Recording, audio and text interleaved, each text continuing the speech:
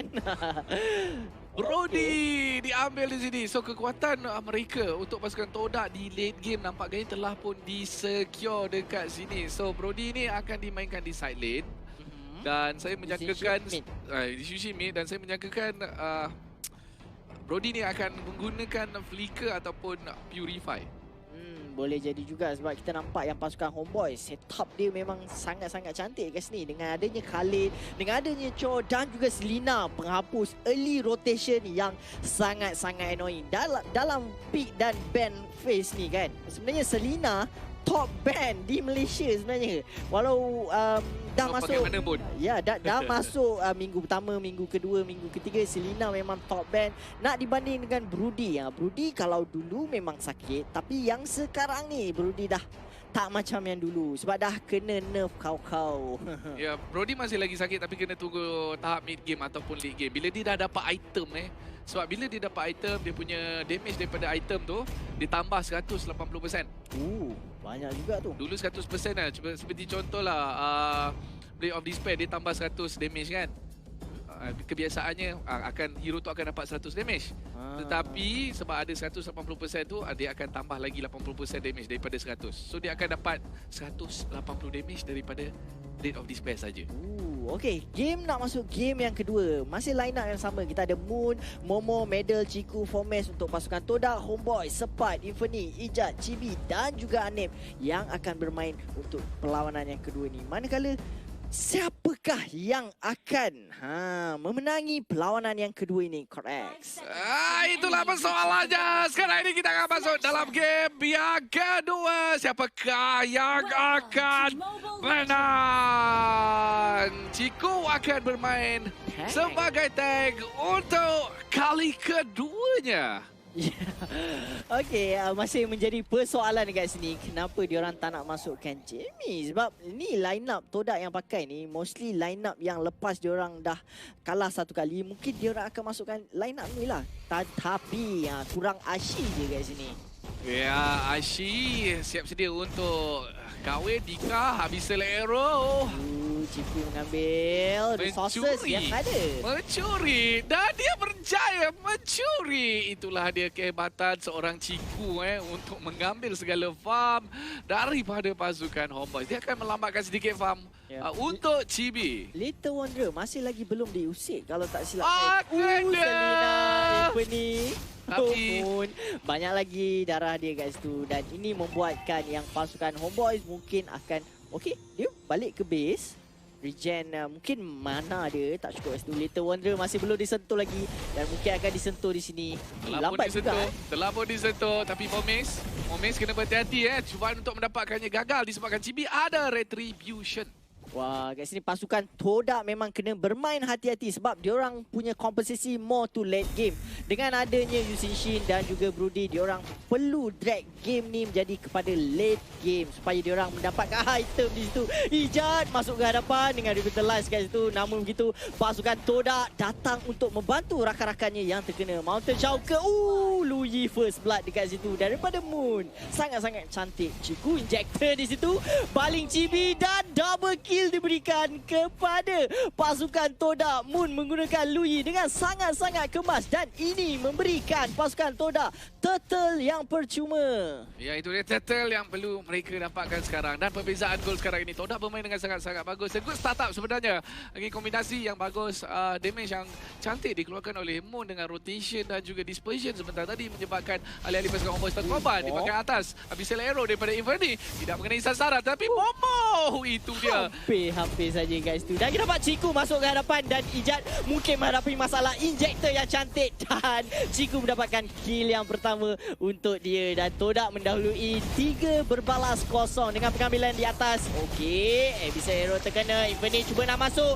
Damage yang dikenakan kepada Inferni sangat-sangat banyak membuatkan pasukan Homeboys terkorban dekat situ. Inferni perlu bermain dengan hati-hati. Dengan ini pasukan Todak akan cuba mendapatkan turret yang berada pada pasukan Homeboys. Gagal cubaan mereka disebabkan turret itu telah pun Dibantu. Ya, ada minion telah pun sampai. Ijat cuba untuk masuk tapi sayang satu kesilapan yang besar di situ. Tak sepatutnya dia melakukan gerakan yang sebegitu. Ini nampak Ijat dah mati sebanyak 3 kali. Okey, perbezaan gol memang dah banyak sebenarnya berpihak kepada pasukan Toda disebabkan kesilapan Homeboy sendiri kat situ, correct. Ya, satu kesilapan yang tak sepatutnya dilakukan. Sekali lagi saya cakap tak sepatutnya dilakukan. Tapi apa yang telah terjadi kita kena move forward tak boleh nak ingatkan benda tu sebab Ciku nampak Anip kat situ. Way of the Dragon cuba menangkap Ciku. Oh, Abyssal Arrow terkena kepada sasaran membuatkan Ciku terkorban untuk kali pertama di situ. ya, itu dia. Di bahagian atas sekarang ini kita akan beri fokus kepada Momo. Momo saya rasa dia selesa melakukan farm Abyssal Arrow. Dia kena cabut lari dekat sini, kalau tak dia akan terkorban. Okey, stun yang cantik. Dia akan cuba lawan. Damage yang dikeluarkan oleh Chibi tidak begitu tinggi. Dan ada kat belakang tu intai Momo.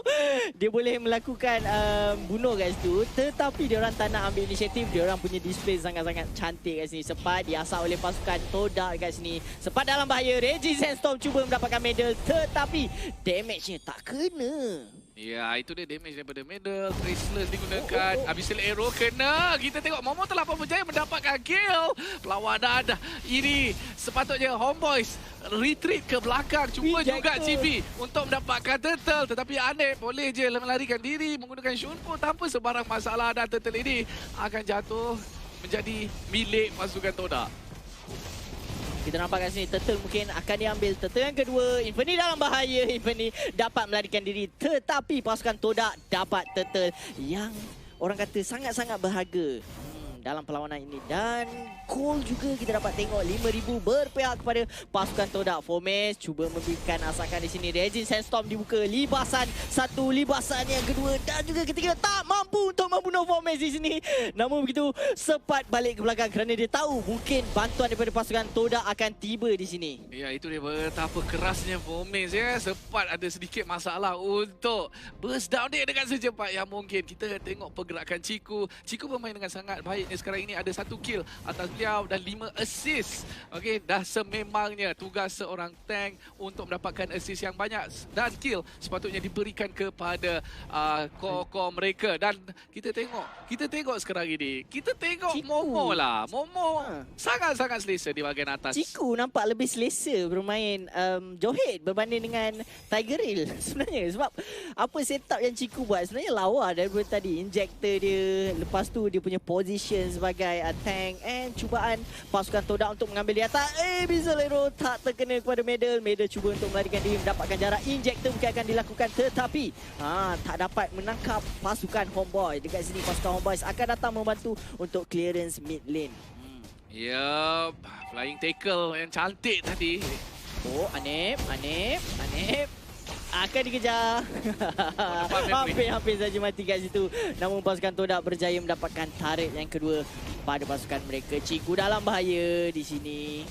Ada yang kena kat belakang tu. Shutdown yang dilakukan oleh Chibi. Siap, dah ada ramai yang telah pun terkorban. Double kill menjadi diambil di sini oleh Chibi. Dan ini adalah satu bala petaka untuk pasukan Homeboys. Tak sepatutnya mereka pergi participate dalam war yang berlaku sebentar tadi. Dan ini membuatkan pasukan Homeboys mendapat nafas mereka semula untuk diorang carry game masuk pada fasa late game. Tetapi kita kena ingat juga yang pasukan Toda punya late game lebih secure, lebih banyak damage fizikal yang akan diorang berikan kepada pihak lawannya. Kerana draft yang dilakukan oleh Toda ni mostly fokuskan kepada late game. Dengan adanya 2 marksman yang dimainkan dalam perlawanan kali ini. Di bahagian bawah. Sakit. Fomes hilang terus. Hilang betul-betul hilang kat situ Fomes. Dan pasukan Homeboys cuba untuk mendapatkan rentak mereka semula dengan pengambilan turret yang kedua untuk pasukan mereka. Adakah ini memberikan ruang pernafasan yang baru untuk pasukan Homeboys? Ya. Saya menyangkakan Ijat akan melakukan sesuatu di sini, cuba untuk mencari seseorang. Abyssal Arrow dilepaskan, tetapi Traceless digunakan oleh Medal untuk mengelak Abyssal Arrow tersebut. Turret di bahagian bawah milik pasukan Toda berjaya diambil oleh Chibi. Satu permainan yang bagus daripada Chibi. Medal baru siapkan Blade of Despair sekarang ini. So damage yang dihasilkan oleh ultimate-nya Mountain Shocker akan bertambah dan damage daripada auto attack dia juga akan naik secara mendadak. Ya, perbezaan gol sekarang Homeboys dan juga Todak tidaklah terlalu jauh kerana kita nampak kat sini pasukan Todak dan Homeboys bermain dengan sangat-sangat kemas. Homeboys cuba mengejar rapat goal difference yang ada pada pasukan Todak kerana kita tahu advantage yang diberikan kepada pasukan Homeboys dengan pengambilan turret di bawah. Okey, ultimate dilakukan di situ. Diversion telah pun digunakan. Adakah mereka dia akan tak pergi bawa ke belakang? satu-satu. Okey, dia pergi saja je. Dia saja buat seram je kat situ. Ya. Ijat bertemu dengan Ciku injector yang cantik di situ. Tapi itu adalah tank. Keras. Jangan. Dan itu dia Momo. Todak memory yang sangat-sangat kuat. Perlawanan diteruskan. Itu dia satu. Way on Dragon yang bagus. Kita tengok medal macam dicari. Dan medal dikorbankan di sini. Satu counter kill yang cantik daripada Homeboys. Homeboys sekarang akan melakukan pertahanan di bahagian tengah. Dan kita masih lagi menunggu. Persoalannya sekarang ini adakah Todak akan berjaya mendapatkan turret ini. Anep tak ada Way of Dragon. Tapi Ciku cuba mencari GB. Ciku dalam bahaya. Ciku ada berikan untuk menyelamatkan dirinya. Sempat masuk. Buka. Dia punya parang itu, Desert Tornado. Tapi sayangnya, tiada sesiapa daripada pasukan Todak yang berkumpul dekat dengan dia. Ya, Todak mendapatkan turret yang keempat dengan item yang disiapkan oleh Momo. Brute Force dan juga Blade of Despair. Antara item yang cukup. Dah ada armor, dah ada damage. Mungkin boleh carry to the late game. Manakala pasukan Homeboys pula, kita nampak Chibi, Berserker Fury, Swift Boot, Raptor Machete dan mungkin Endless Battle akan disiapkan di fasa mungkin 10 minit ataupun 11 minit. Okey, Moon akan membawa Ciku di sini dan kita nampak Ijat akan dicari tank tak tank Lagi pasti sekali. akan kena burst dekat sini. Lagi sekali, Todak dapat memory. Dan kita nampak kat sini pasukan Todak melakukan rotasi yang sangat-sangat kemas. Inferni berada berdekatan dekat situ. Kita nampak walau bagaimanapun Inferni masih lagi tak menunjukkan dia punya kesesuaian bermain Selena dalam perlawanan Tengok sempat. Dia dekat mana? Dia nak guna Desert Tornado. Desert Tornado dah sampai tapi medal patah sekali mengelak. Desert Tornado tersebut. Dan mati juga dia di situ.